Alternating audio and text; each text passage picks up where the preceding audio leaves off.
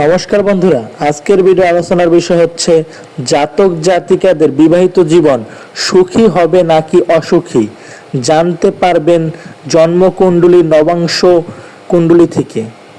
জন্মকুণ্ডলীর পর নবাংশ কুণ্ডলী বা 9D ছক যে সব উদ্দেশ্য বেশি ব্যবহৃত হয়ে থাকে তার অন্যতম হচ্ছে বিবাহ সংক্রান্ত ব্যাপার, পাত্রপাত্রী নির্বাচন, দাম্পত্য সুখ ও দাম্পত্য জীবন কেমন যাবে, এই সব বিচারে নবাংশ চক্র মুখ্য ভূমিকা পালন করে।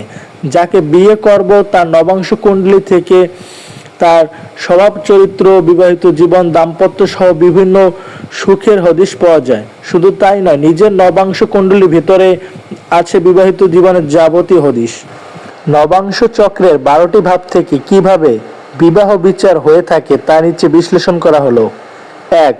নবাংশের প্রথম ভাব বা লগ্ন ভাব, যেখানে ল লেখা থাকবে সেটাই লগ্ন। নবাংশের লগ্ন ভাবে যদি শুভ গ্রহ অবস্থান করে বা দৃষ্টি দেয় এবং লগ্ন ভাবে যদি বলশালী হয় বা বেশি সংখ্যক শুভ গ্রহের দৃষ্টি পায়, ততই বিবাহিত জীবন সুখের দিকে যায় এবং মধুর হয়ে থাকে। নবাংশ কুণ্ডলীর লগ্নে যদি ভালো গ্রহ অবস্থান করে এবং 2 থেকে 3টি গ্রহ অবস্থান করে তাহলে তো আরো ভালো। 2. নবাংশের দ্বিতীয় ভাব থেকে পাত্রপাত্রী বা জীবন সঙ্গীর আয়ু বিচার করা হয়ে থাকে। সেই সঙ্গে জীবন সঙ্গীর আর্থিক সঙ্গতি এবং সম্পদের বিচার, গলার স্বর কেমন হবে, এই সব বিচার করা হয়ে থাকে। এখানে শুভ গ্রহ অবস্থান করলে স্বামী স্ত্রীর আয়ু দীর্ঘ হয়, তারা বেশি দিন বাঁচেন। অশুভ গ্রহ অবস্থান করলে গলার স্বর কর্কশ হয়ে থাকে জাতক জাতিকার এবং মুখশ্রী সুন্দর হয় না। 3. নবাংশের তৃতীয় ভাব, এখানে যত বেশি শুভ গ্রহ থাকে ততই দাম্পত্য জীবন খুব সাবলীলভাবে চলতে থাকে। দাম্পত্য সুখের সঙ্গে সামাজিক সুখ ও যোগাযোগে ব্যাপক হারে বৃদ্ধি পায়। প্রচুর আনন্দ, ভ্রমণ যোগ দাম্পত্য জীবনে ঘটে থাকে। এই তৃতীয় ঘরে যদি শুভ গ্রহ অবস্থান করে, শনির মতো গ্রহ থাকলে অল্প হয়ে থাকে। 4.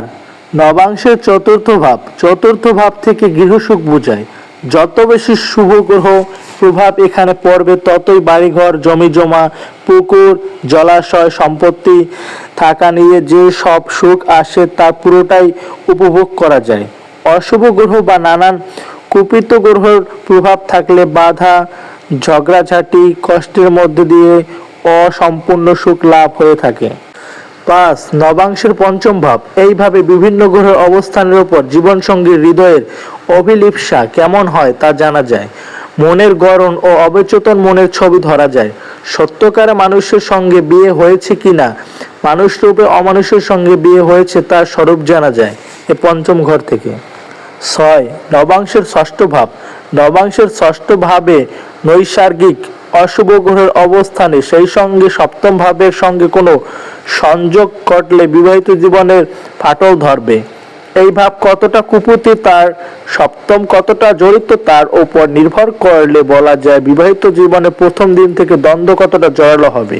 ঝগড়াঝাটি হলে কোন দিকে গড়াবে, ডিভোর্স হবে কিনা, এই ষষ্ঠ ভাব থেকে বোঝা যায়। 7. নবাংশের সপ্তম ভাব, এই ভাব কোন রাশি বা এইভাবে কোন গ্রহ অবস্থান করছে তার উপর নির্ভর স্বামী স্ত্রীর দাম্পত্য চরিত্র কি রূপ নেবে। যাকে স্বামী বলে জেনে বিয়ে করেছিলাম সে কতটা স্বামী হওয়ার যোগ্যতা অর্জন করছে তা এই সপ্তম ভাব থেকে জানান দেয়। এই ভাবে যাকে স্ত্রী ভেবে বিয়ে করেছে সে কতটা স্ত্রী হওয়া উপযুক্ত তা এইভাবে অধ্যয়ন করা যায়। যেমন সপ্তম ভাবে যদি অশুভ গ্রহ অবস্থান করে এই নবাংশে, যদি স্বামীর কুণ্ডলিতে অবস্থান করে তাহলে বুঝতে হবে তার স্ত্রী ভালো না। যদি স্ত্রী কুণ্ডলিতে অবস্থান করে অশুভ গ্রহ তাহলে বুঝতে হবে যে স্বামী ভালো নয়। 8. নবাংশের অষ্টম ভাব, এই ভাব থেকে বিবাহিত আকাঙ্ক্ষিকতা কি আছে তা বোঝা যাবে জীবন সঙ্গীর অবচেতন ভাব, বিবাহ জীবনের স্থায়িত্ব জানা যাবে, যৌন সক্ষমতা সেই সঙ্গে অক্ষমতা সবটাই নির্ভর করছে কেমন গ্রহ এইভাবে অবস্থান করছে বা কোন গ্রহ দৃষ্টি দিচ্ছে। এই নবাংশের অষ্টম ভাব যদি ভালো গ্রহ অবস্থান করে তাহলে জাতক জাতিকার যৌন সংখ্য ক্ষমতা অনেক বৃদ্ধি পেয়ে থাকে। অশুভ গ্রহ থাকলে যৌন সক্ষমতা অনেক অংশে কমে যায়, অক্ষম হয়ে যায়। 9, নবাংশের নবম ভাব। এই ভাব থেকে বিবাহের পর ভাগ্য কেমন যাবে নির্দেশনা।